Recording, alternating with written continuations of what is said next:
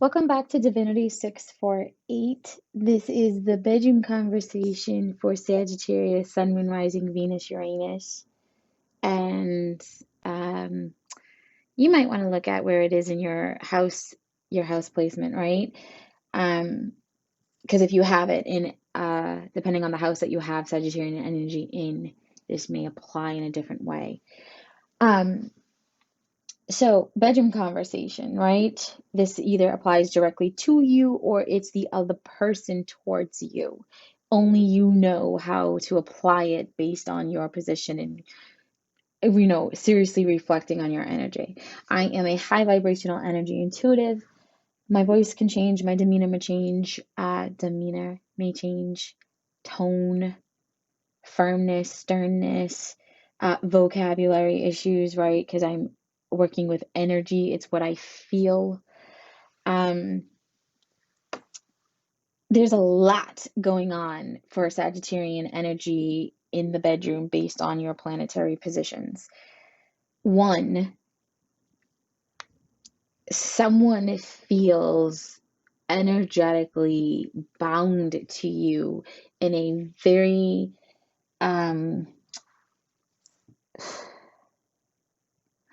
listen, straight out, I feel like somebody might have done some type of craft or something towards you. Not necessarily craft, but like, okay, let me redefine the word craft for you.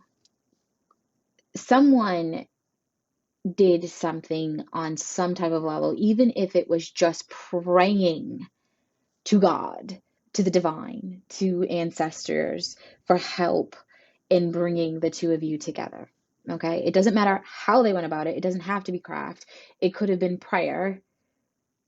Um, but this person felt very passionate and warm towards you, or vice versa, and they wanted to bind themselves to you because everything about you was what they loved. They did this because they felt like you were one foot in, one foot out, or possibly pulling back from them, and the goal was to bring you back towards them or clear you, right? Because sometimes they could have easily just been giving you a thorough cleaning without your knowledge or permission. So that way you would stop pulling back from them and allow yourself to come closer to them and perceive or accept their love. They missed that sexual appetite you once had towards them, kind of the same way that they are towards your rear end, right? It's like you are their love. They love to watch you.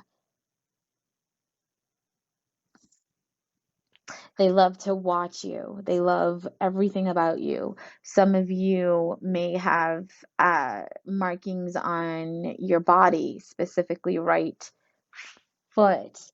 There's things about your being that they love, especially the ass. They're like infatuated with the ass, believe it or not. It keeps coming up. They like the way you feel. They like the way that you're not too skinny, not too fat, not too soft, not too firm. And they want to hold on to you. They want to see eye to eye with you, which clearly cannot happen without proper communication. Please know they will not tolerate anyone else getting close to you. They will not tolerate anyone else being with you. You are their person. Again, somebody could have wanted to take you from them. There could have been external influences where that other individual was praying for you. Again, it doesn't have to be witchcraft. It could be anything. It could be something like them just really manifesting or praying into existence an opportunity to be with you. And this is going to you'll get clarity on how that applies to you eventually.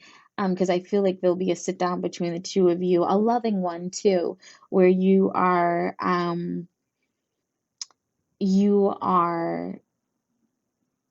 kind of anchoring one another into place.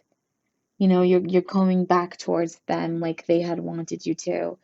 It's like you both put down your weapons, you both put down your defenses, and you are nurturing one another and sharing and expressing the mutual fire that burns between you two, right? There's no more denying the shit. It's not codependent. It's not toxic. That's been removed and is now external. It's off to the side. Whereas before, one of you in the dynamic felt that codependence energy, like I've got to, I'll it's almost like they would have killed someone if they found out that somebody touched you or got close enough to you on an intimate level, right? It's almost like they could have tasted that blood. And now that you guys had this mutual understanding and you are back on solid ground, that codependency is kind of gone because you naturally, or they naturally, are just naturally submissive towards you, out of pure love. It's not anything but love. And this is going to cause some people to be very upset. Some people are upset about this because someone is emotionally or mentally connected or longing to be with either of you in this dynamic. And for a lot of Sagittarians, I feel like this is coming from both ends. So you and your partner have people from your past that were trying to keep you guys apart by manifesting, and by any means necessary, a connection or a revisit of sexual attraction between the two of you. They wanted their person back, even though they messed up or lost out, right? And they're probably really upset because if you're not pregnant, you are going to be pregnant.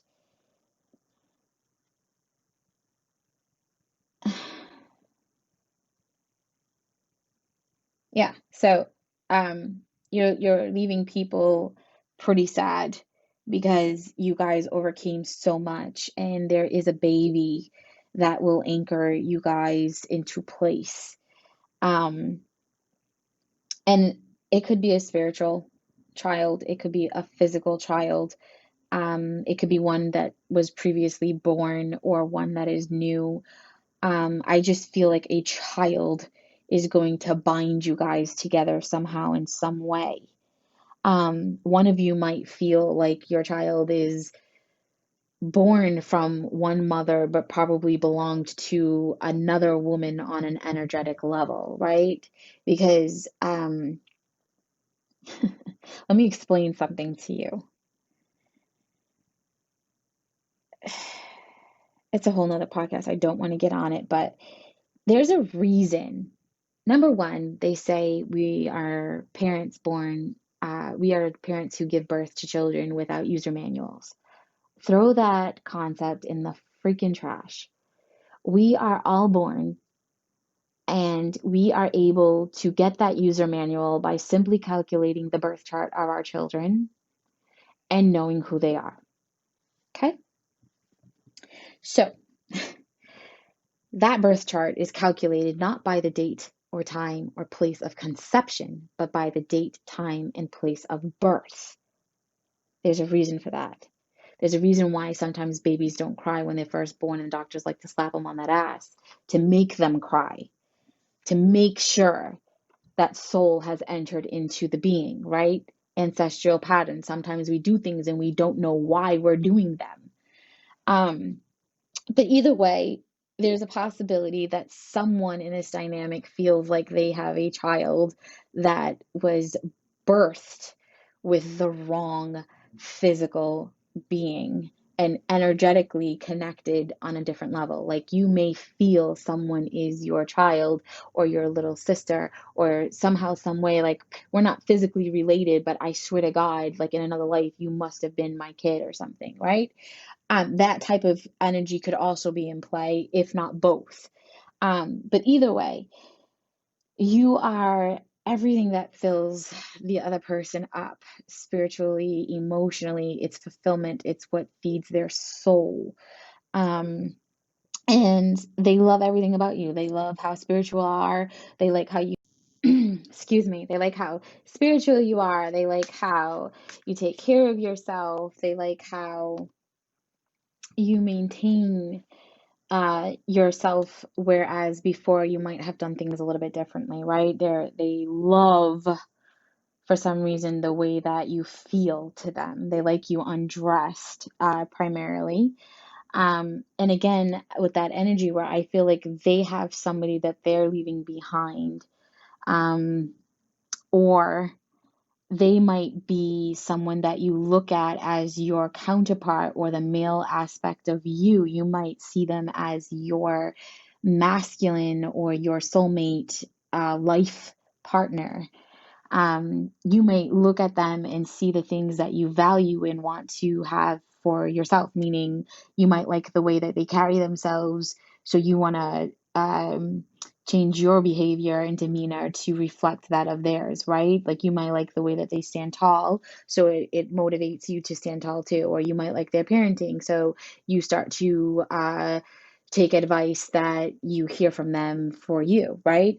Another set of energy or clarity that came through was that there was some confusion as far as witchcraft or anything like that, right? There was this like, maybe you just manifested, or if you are an individual such as myself, maybe you received the download of information and you might have compromised or um, requested certain things with the intentions being good and respecting all energy on all level, whether they understood this or not.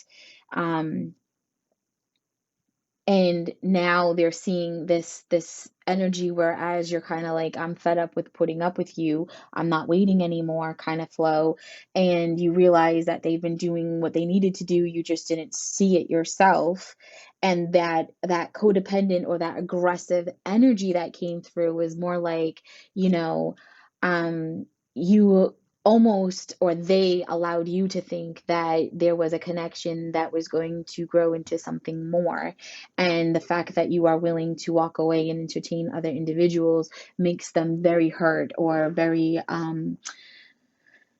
toxic in a sense, where they might be possessive or aggressive, depending on where the skills lay. So it's important to keep that communication and let them know how you work, how you function, the way that your mind works. And if you don't want to let them know that, maybe just put your birth chart together for them and hand it to them so they have a user manual on how to address you and be around you, right? Um, Also, I'm seeing, no, that's basically what I'm seeing for the bedroom conversation. You've got this person who's madly in love with you, or vice versa. One of you started to pull away because they weren't matching your vibration or giving you the things that you felt like you needed. Um, and now that energy is, the universe, the divine is bringing you guys back together so that way you guys can have that commitment. Some of you may be in separation with your counterpart because you believe that there is a child that is binding them together. Some of you may be in separation from your counterpart because they had a child with another individual, which makes you feel like you can no longer entertain that relationship with them. And that's hurtful, right? But you have to think of things a little bit differently. No child is ever a mistake, regardless of who the child is birthed from or through. Um, no child is ever a mistake, okay? And if you love someone enough, you will forgive them for their actions or lack of actions and discretions and their weaknesses. And you will overcome things. If you cannot, then you need to question if, in fact, you really do love this person and they are your person, if you cannot find that type of forgiveness. Healing, forgiveness, moving forward, and stuff like that. That means you don't bring things up from the past and throw it in their face. That means you don't hold resentment. You move forward. You've healed. It's like the love that a parent has for their child. You never want to cause pain for your child. You never want to hurt your child. You never want to see them struggling or suffering. You always want to support them, nourish them, lift them up, set them up, right? You want to take care of them. It's like that mama bear with her cubs. Nobody better go near those goddamn cubs, right? They're their babies. Um, so I guess what I'm saying to you is that's the way that you need to treat your love life, your relationship. You need to be forgiving and understanding, and you need to nurture it, give it that guidance that it needs, have open dialogue and communication is key, right? I don't think anybody really did craft on anybody. I think they were manifesting. I think they were, some of them were doing energy work to the sense where they didn't like what they saw. They didn't want to see their partner going through hardships. So they manifested and cleansed and did other things so that way it was a less toxic and less volatile outcome, right? It's like some people dodged a fucking bullet, believe it or not. You know, it's like some of your partners had thought they had a child with someone only for that child to belong to someone else. And although they went through some pain, it doesn't even scratch the surface to the pain that they would have experienced, right? That's the bedroom conversation that I have for Sagittarius. If you need clarity or something discussed, you can visit divinity648.com for all scheduling and so much more.